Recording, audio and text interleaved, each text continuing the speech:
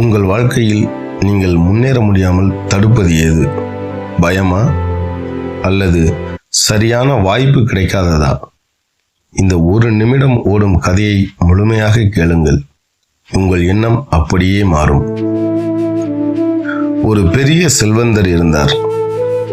அவருக்கு வயதாகிவிட்டதால் தனது கோடிக்கணக்கான சொத்துக்களை ஒரு தகுதியான நபரிடம் ஒப்படைக்க விரும்பினார். அதற்காக அவர் ஒரு விசித்திரமான போட்டியை அறிவித்தார்.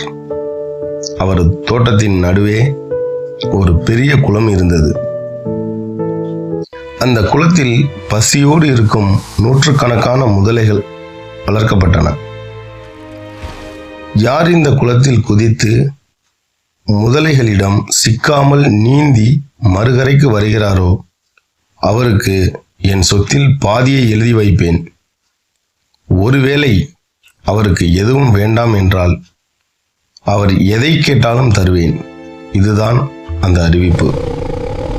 ஊரே திரண்டு நின்றது. குளத்தை பார்த்தாலே ரத்தம் உறையும் அளவிற்கு பயங்கரமாக இருந்தது.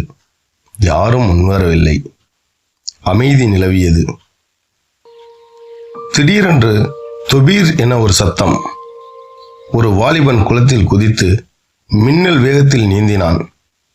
முதலைகள் அவனை நெருங்குவதற்குள் மிக கடுமையான போராட்டத்திற்கு பிறகு மறுகரை ஏறிவிட்டான். ஊரே கைதட்டி ஆரவாரம் செய்தது. அந்த பணக்காரர் ஓடி வந்து அவனை பாராட்டி, தம்பி, உன் துணிச்சலை பாராட்டுகிறேன். இதோ பாதி சொத்து உனக்குத்தான். உனக்கு வேறு என்ன வேண்டும் என்று கேட்டார். அந்த வாலிபன் மூச்சிறைக்க கோபமாக சொன்னான், ஐயா, சொத்து அப்புறம் இருக்கட்டும், முதல்ல என்னை பின்னாடி தள்ளிவிட்டது யாருன்னு சொல்லுங்க.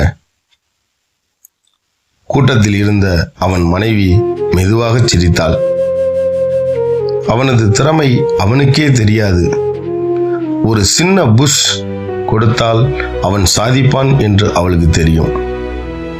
நம்மில் பலருக்கும் அபாரமான திறமை இருக்கும். ஆனால் பயம் நம்மை தடுத்து கொண்டிருக்கும்.